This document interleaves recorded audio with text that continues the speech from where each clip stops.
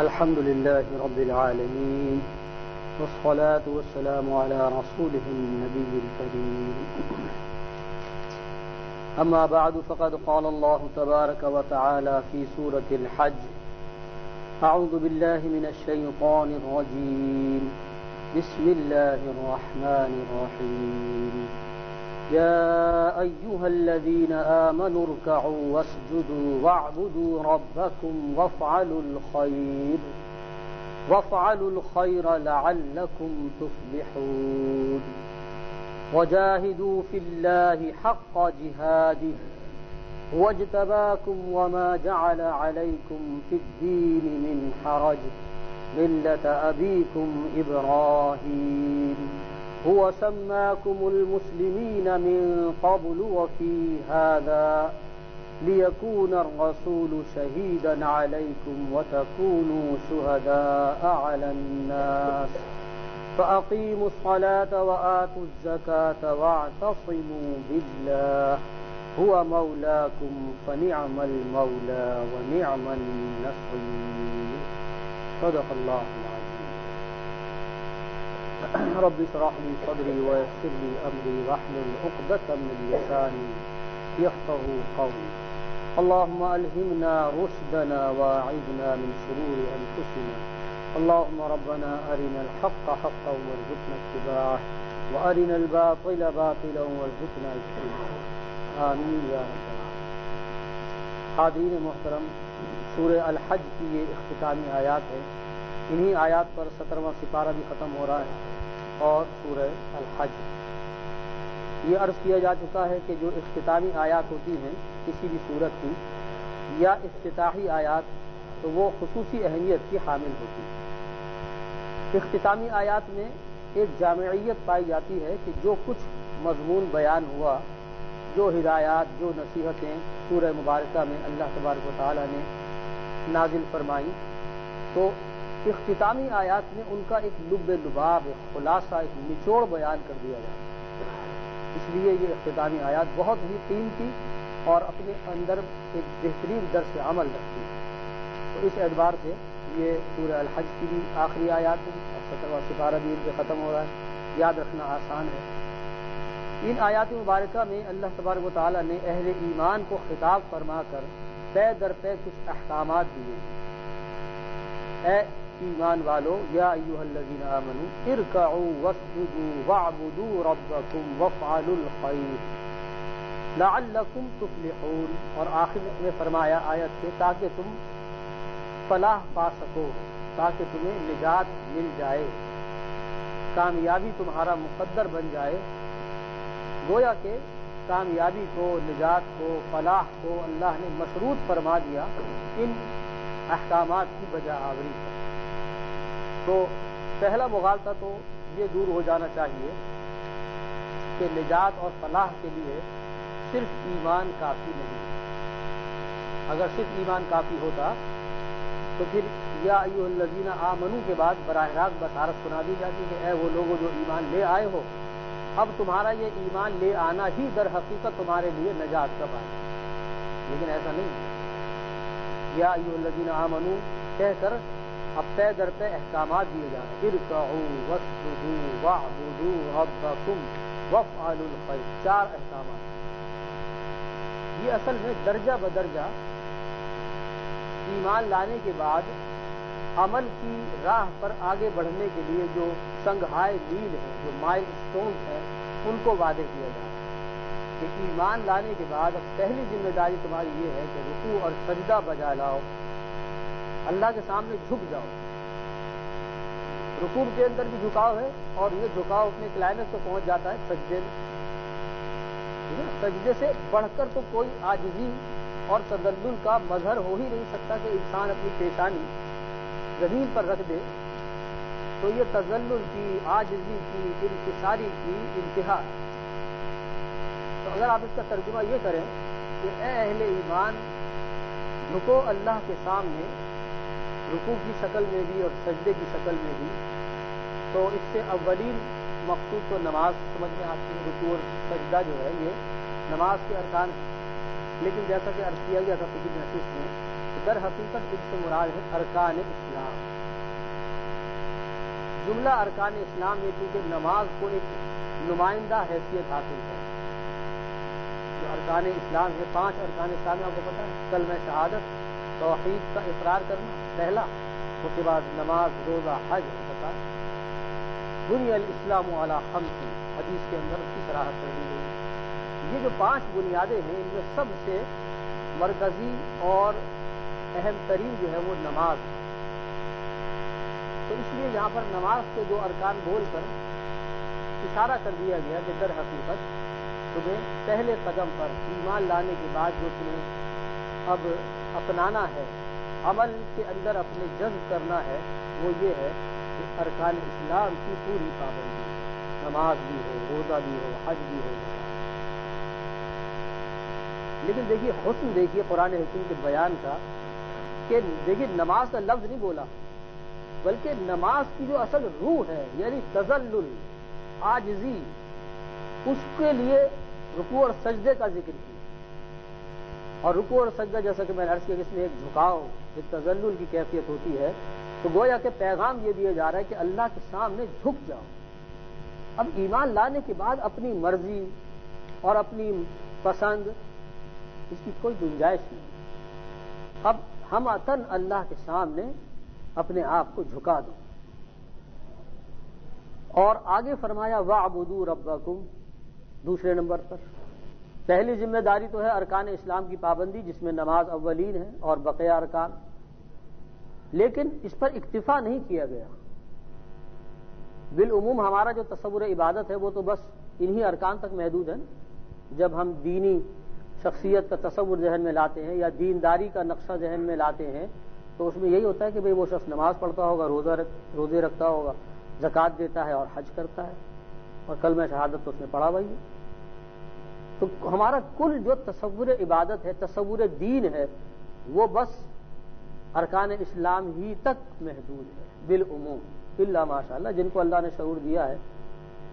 قرآن حکیم دیکھیے کیسے اس کی اصلاح کر رہا ہے کہ یقیناً ارکان اسلام کی پابندی تو اولین درجے میں مطلوب ہے.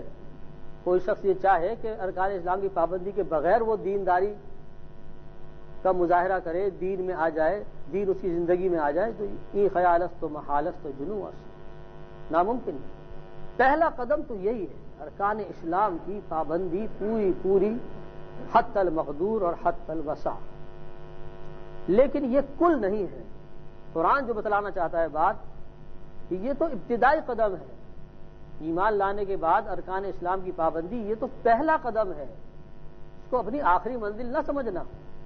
اس سے آگے جو منزل ہے، اس سے آگے جو مرحلہ ہے وہ ہے عبادت رب. وَاعْبُدُوا رَبَّكُمْ.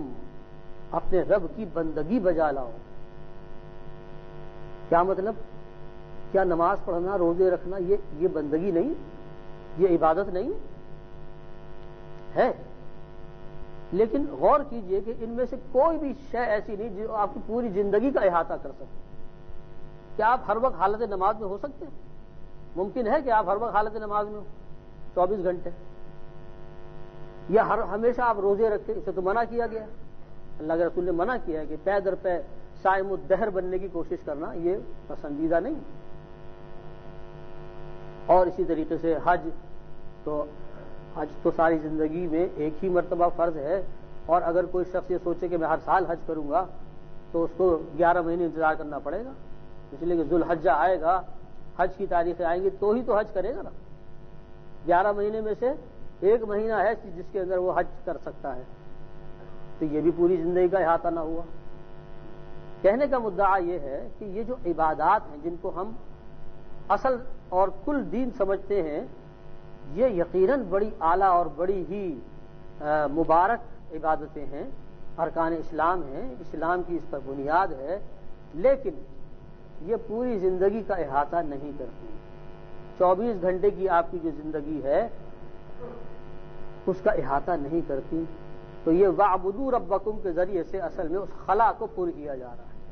بندگی بجا لاؤ اپنے رب کی، یعنی اپنی 24 گھنٹے کی جو زندگی ہے وہ اللہ کی بندگی میں دے دو. کیا مطلب؟ یعنی جس طرح نماز کے اندر تم جھکتے ہو، اللہ کے سامنے سر بسجود ہوتے ہو، سپردگی اور تذلل کا اظہار کرتے ہو، یہ جھکاؤ اور یہ عاجزی اب تمہاری پوری زندگی میں پھیل جانی چاہیے۔ ہر قدم پر اللہ کے سامنے سر تسلیم خم کرنے کی کیفیت پیدا ہو جائے، وہ معیشت ہو، معاش ہو، نجی زندگی ہو، عائلی زندگی ہو، انفرادی سطح کا کوئی معاملہ ہو، یا اعلیٰ ترین اجتماعی ریاست اور مملکت کا کوئی معاملہ ہو۔ زندگی کے جتنے گوشے ہیں، جتنے شعبے ہیں، سب میں اللہ تبارک و تعالیٰ کے احکامات کے سامنے سر تسلیم خم کر دینا، یہ ہے اصل میں بندگی۔ زندگی آمد برائے بندگی، زندگی بے بندگی شرمندگی۔ شیخ سعدی رحمۃ اللہ علیہ نے یہ کوئی مبالغہ آرائی نہیں کی ہے، یہ بلکہ قرآن کی آیت کی ترجمانی کی ہے۔ زندگی آمد برائے بندگی، زندگی کی آمد، زندگی کا مقصد ہی در حقیقت عبادت ہے۔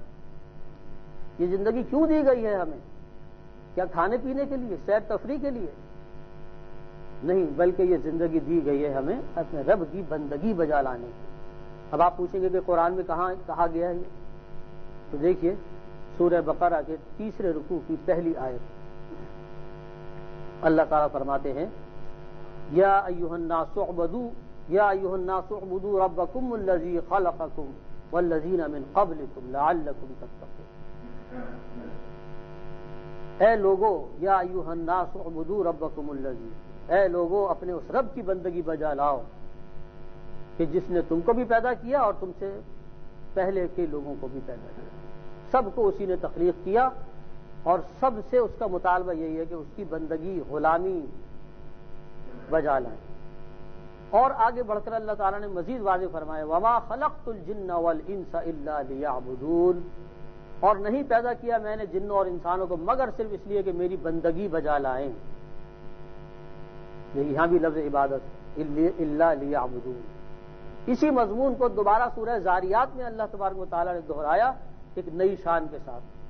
یہ قرآن کا خاص انداز ہے کہ جب کسی مضمون کو ریپیٹ کرتا ہے تو اس میں ایک حسن پیدا کرتا ہے، اس میں ایک نئی جہت پیدا کرتا ہے، وہ تکرار محض نہیں ہوتی، صرف ریپیٹیشن نہیں ہوتی، بلکہ اس میں ایک نیا پہلو وہ لگا دیتا ہے۔ تو دیکھیے یہی مضمون جب سورہ زاریات میں اللہ تعالیٰ نے فرمایا تو فرمایا کہ وما خلقت الجن والانس الا ليعبدون ما اريد منهم من رزق وما اريد ان يطعمون ان اللہ هو الرزاق ذو القوة المتین۔ یقیناً میں نے جنوں اور انسانوں کو صرف اس لیے پیدا کیا ہے کہ وہ میری بندگی بجا لائیں، اور میں ہرگز ان سے اس بات کا متمنی نہیں ہوں کہ وہ مجھے کھلائیں اور پلائیں، مجھے روزی دیں، بلکہ میں تو خود ان کو روزی دینے والا ہوں۔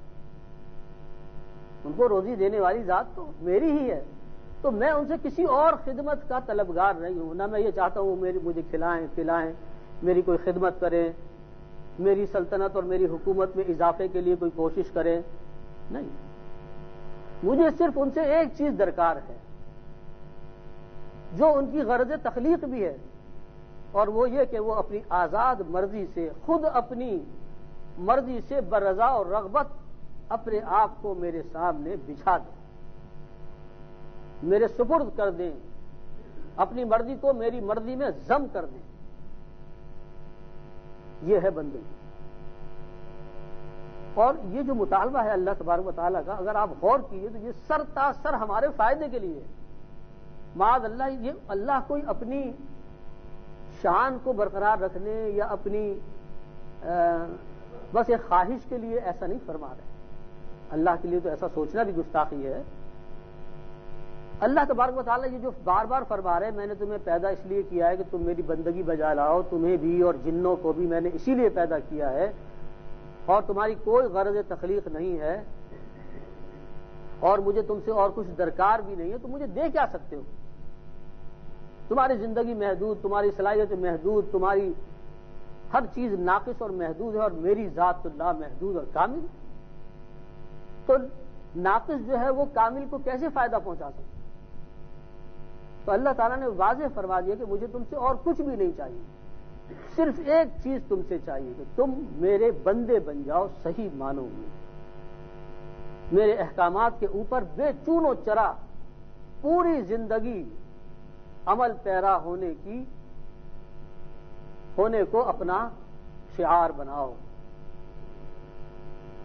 اور زندگی کا کوئی لمحہ میری بندگی سے فارغ نہ ہو۔ جس طرح مسجد میں میرے آگے جھکتے ہو، رکوع اور سجود بجا لاتے ہو، ایسے ہی بازار میں بھی میرے احکامات کو پیش نظر رکھ کر کاروبار کرو۔ شادی بیاہ کا مسئلہ آئے تو میرے احکامات اور میرے نبی کے بتائے ہوئے طریقوں کے مطابق اس کو انجام دو، اس لیے کہ جو ایک پریکٹیکل ڈیمانسٹریشن اللہ کے نبی کے ذریعے سے دین کی اللہ تعالیٰ نے پیش کی ہے، وہ انسانیت کے لیے ایک حجت بھی ہے، ایک مثال بھی، ایک اسوہ کاملہ بھی ہے۔ دیکھیے، اگر ہدایات کو جو ہے نا صرف نظری طور پر صرف بیان کر دیا جائے یا لکھ کر دے دیا جائے اور اس کا کوئی عملی نمونہ، اس کی کوئی پریکٹیکل ڈیمانسٹریشن نہ ہو، تو بہت آسانی کے ساتھ اس کو رد کیا جا سکتا ہے، اس کو کنڈیم کیا جا سکتا ہے، یہ کہہ کر کہ جناب تعلیم تو بڑی اعلیٰ ہے، خیال تو بہت اونچا ہے، لیکن ہے ناقابل عمل۔ بھلا ایسا بھی ہو سکتا ہے؟ یہ اتنی اچھی اچھی باتیں لکھی ہوئی ہے، حریت بھی ہو، مساوات بھی ہو، اور جناب خدا ترسی بھی ہو، اور سارے انسانی حقوق بھی ادا ہو رہے ہوں، تو یہ تو کوئی بہت اونچا اور خواب و خیال میں سوچا جانے والا کوئی منصوبہ تو ہو سکتا ہے، لیکن عملی طور پر یہ ممکن نہیں ہے کہ انسانی زندگی کے اندر یہ ساری چیزیں جمع ہو سکیں۔ اور آپ کو جان کے حیرت ہوگی کہ یہی وہ بہانہ، یہی وہ دلیل تھی جس کی بنیاد پر افلاطون کی مارکۃ العرق کتاب کو ٹھکرایا گیا۔ یعنی تاریخ میں یہ حادثہ ہو چکا ہے۔ افلاطون جو ہے یہ بہت بڑا فلاسفر تھا، تو اس نے اپنی پوری زندگی کے سوچ بچار اور جناب عرق ریزی کے بعد اس نے ایک کتاب لکھی، ریپبلک، اور اس کتاب کو اس نے ایک نقشہ پیش کیا کہ انسانی زندگی کو ایک بہترین اور تصوراتی انداز میں ایک آئیڈیل کے طور پر اس نے پیش کیا کہ اگر انسانی زندگی میں یہ چیزیں ہوں تو وہ جنت کا نمونہ بن جائے یہ دنیا۔ تو وہ سارے اچھے اصول جو وہ سوچ سکتا تھا، بہت بڑا فلاسفر تھا، نبی کریم صلی اللہ علیہ وسلم سے پہلے کی بات ہے یہ، آپ پر وحی نازل نہیں ہوئی تھی، آپ کو ابھی بعثت نہیں دی گئی تھی، اس وقت کی بات۔ تو اس نے وہ کتاب لکھی، لوگوں نے اس کتاب کو بہت اپریشیٹ کیا، بہت سراہا کہ بھائی واقعی بات تو بہت عمدہ کہی ہے، لیکن چونکہ 1 انچ خطہ زمین کے اوپر کبھی وہ نافذ نہیں ہو سکی، اس کا کوئی نمونہ، اس کا کوئی عملی مظاہرہ دنیا کے سامنے نہ آ سکا، لہذا لوگوں نے اس کا نام بدل دیا، اس کا نام رکھ دیا یوٹوپیا۔ یوٹوپیا کے معنی ہوتے ہیں خیالی جنت، خیالی پلاؤ، شیخ چلی کی داستان، جو بھی آپ اس کو نام دینا چاہیں۔ یعنی تصور تو بہت عمدہ ہے، لیکن ہے ناقابل عمل یا ان اچیویبل، جس تک رسائی حاصل نہیں ہو سکتی۔ چنانچہ وہ سارا اس کا سرمایہ حیات اس ایک دلیل کے سامنے ڈھیر ہو گیا، بس وہ تاریخ کا ایک باب ہے جس کو شوق ہے وہ نکال کے پڑھ لے، لیکن عملی زندگی سے اس کا کوئی تعلق نہیں۔ خدا نہ خواستہ اگر یہ جو وحی کی تعلیم ہے، یہ جو آسمانی ہدایت ہے جو ہمیں قرآن حکیم کی شکل میں عطا کی گئی ہے، اگر صرف اسی پر اکتفا کر لیا جاتا اور اس قرآن ہی کو بس ہدایت کا ذریعہ اول و آخر بنا کر دنیا میں بھیج دیا جاتا اور کوئی عملی نمونہ اس کے ساتھ نہ ہوتا، اس قرآن پر عمل کرنے والی کوئی شخصیت کہ جس کے بارے میں یہ کہا جا سکے کہ یہ ہے وہ شخصیت کہ جو قرآن کا چلتا پھرتا نمونہ ہے، قرآن مجسم ہے، اگر وہ نہ آتا، اور وہ کون ہے؟ وہ نبی کریم صلی اللہ علیہ وسلم کی ذات مطہرہ ہے، جن کے قلب اطہر پر یہ قرآن حکیم نازل ہوئی۔ اللہ نے نہ صرف ان کے قلب اطہر پر قرآن نازل کیا، ان کو ذریعہ بنایا قرآن پہنچانے کا، بلکہ جو سب سے اہم بات ہے وہ یہ کہ آپ کی شخصیت کو قرآن کا ایک عملی نمونہ بنایا کہ یا تو قرآن پڑھ لو یا نبی کی زندگی کو دیکھ لو، تمہیں سرے منہ اختلاف نظر نہیں آئے گا۔ یہ قرآن وہ ہے جو صفحے پہ لکھا ہوا ہے، وہ قرآن وہ ہے جو زندہ و جاوید ہے، چل رہا ہے، پھر رہا ہے، قرآن مجسم ہے نبی کریم صلی اللہ علیہ وسلم۔ یہ کیوں کیا گیا؟ سوچیے، یہ کوئی آسان بات تو نہیں ہے۔ ایک کتاب کو لکھ دینا، ایک کتاب کو پہنچا دینا، ایک کتاب کو مرتب کر دینا، یہ تو بہت آسان بات ہے، لیکن اس کے ایک ایک لفظ پر، اس کے ایک ایک حرف کے اوپر خود عمل کر کے اس کا عملی نمونہ بننا، یہ آسان بات ہے۔ یہ کام کیا اللہ کے نبی صلی اللہ علیہ وسلم نے اللہ کے اذن سے۔ کیوں کیا؟ تاکہ رہتی دنیا تک یہ حجت قائم ہو جائے کہ یہ قرآن صرف نظری تعلیم پر مشتمل نہیں ہے، یہ کوئی آئیڈیل فلسفی نہیں ہے، یہ ایک قابل عمل دستور حیات ہے، اس کے ایک ایک انچ، ایک ایک لفظ کے اوپر عمل کرنا ممکن ہے، کہ جس کی عملی مثال اللہ کے نبی صلی اللہ علیہ وسلم نے اپنی پوری زندگی پیش کی۔ ایک موقع پر چند صحابہ نے حضرت عائشہ صدیقہ رضی اللہ تعالی عنہا سے یہ سوال کیا کہ ہمیں نبی کریم صلی اللہ علیہ وسلم کی اخلاق عالیہ کے بارے میں کچھ بتلائیے۔ آپ ان کی زوجہ محترمہ نجی زندگی کے بارے میں بھی جانتی ہیں، تو آپ ہمیں حضور اکرم صلی اللہ علیہ وسلم کے اخلاق کے بارے میں کچھ بتائیں۔ تو حضرت عائشہ صدیقہ رضی اللہ تعالی عنہا نے پلٹ کر ان سے یہ سوال کیا کہ کیا آپ لوگ قرآن نہیں پڑھتے؟ آپ جو مجھ سے سوال کر رہے ہیں کہ میں نبی صلی اللہ علیہ وسلم کی زندگی اور آپ کے اخلاق کے بارے میں آپ کو بتلاؤں، تو کیا آپ قرآن نہیں پڑھتے؟ تو وہ سمجھے نہیں، انہوں نے کہا کہ کیوں نہیں، ہم تو قرآن پڑھتے ہیں، قرآن پر ہمارا ایمان ہے۔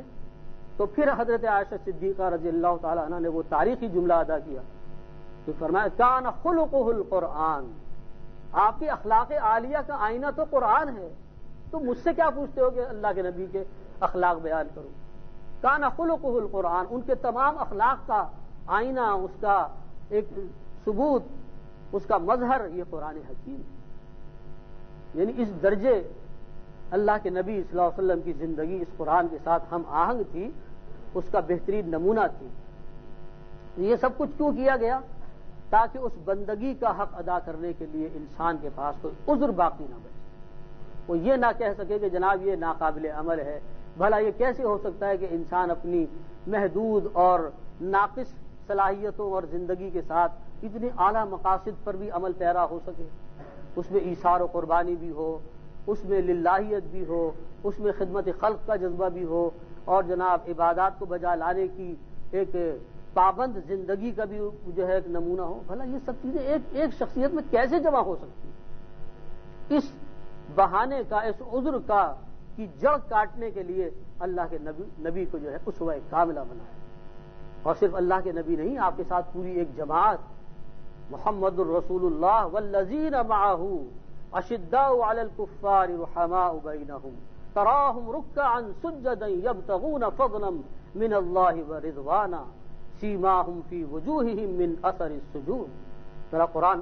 کھول کے پڑھیے، سورہ فتح کی ان آیات میں کتنا بڑا کریڈٹ دیا جا رہا ہے، کتنا بڑا اعزاز دیا جا رہا ہے محمد الرسول اللہ اور آپ کی جماعت کو، آپ کے ان جانثار صحابہ کو کہ جو آپ کے شمع رسالت کے پروانے تھے، جنہوں نے نبی کی زندگی سے اپنی زندگیوں کو روشن کیا اور اپنی پوری زندگی کے اندر اتباع اور سنت کی کا بہترین نمونہ پیش۔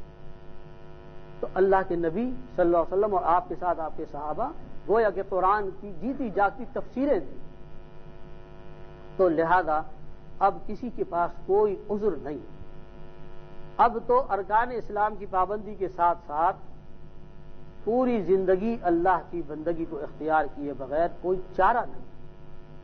اگر واقعتاً ہم اہل ایمان میں اپنا شمار کرنا چاہیں، نجات اور فلاح کو اپنے لیے منزل بنانا چاہیں، تو ہمارے لیے قرآن حکیم کی بتائی ہوئی اس راہ اور ان اسٹیپس کے علاوہ اور کوئی لاہ عمل نہیں۔ نمبر 1، ارکان اسلام کی پابندی کو مضبوط پکڑے۔ یہ در حقیقت آپ کو تیار کرتی ہے اس بڑی عبادت کے لیے، اس بڑے مقصد کے لیے کہ پوری زندگی اللہ کی اطاعت اور بندگی رچ بس جائے ہمارے رگ و ریشے میں۔ یہ کب ہوگا؟ جب ہم کم سے کم 5 وقت کی نماز کے پابند تو ہوں۔ دیکھیے قرآن حکیم کیسی فطری اور نفسیاتی ترتیب کے ساتھ بات کرتا ہے۔ اس نے ایک بڑا مقصد ہمارے سامنے رکھا کہ پوری زندگی اللہ کی اطاعت، عبادت، بندگی، لیکن اس کو پتا ہے کہ ایک دم اس کے اوپر نہیں آ سکتے، لہذا اس نے ہمیں عبادات، مراسم عبودیت عطا فرمائے۔ دن میں 5 وقت ہماری بارگاہ میں حاضر ہو اور اپنے عہد کی تجدید کرو، ایاک نعبد و ایاک نستعین۔ تو گویا کہ یہ ایک دوسرے کے ساتھ ہم آہنگ ہے، ایک دوسرے کو تقویت دینے والی۔ تو آج ہم 2 اسٹیپ ہم نے مکمل کیے ہیں۔ ایمان لانے کے بعد پہلا اسٹیپ یہ ہے کہ ارکان اسلام کی پوری پابندی میں انسان اپنے آپ کو جمائے، اس منزل پر مضبوطی سے جمع ہو، یعنی اپنے آپ کو جمائے، اور اس کے بعد اس سے اگلا اسٹیپ یہ ہے کہ پوری زندگی میں اللہ کی بندگی اور اس کی اطاعت کو جاری و ساری کرے، ہر شعبے میں اللہ کی بندگی، اس کی اطاعت اور حکم کو سامنے رکھے۔ یہ 2 باتیں مکمل ہوئی۔ انشاءاللہ جو تیسرا اسٹیپ ہے وہ اگلی نشست میں بیان کیا جائے گا۔ وآخر دعوانا ان الحمدللہ رب العالمین، دعوانا ان الحمدللہ رب العالمین، دعوانا ان الحمدللہ رب العالمین، دعوانا ان الحمدللہ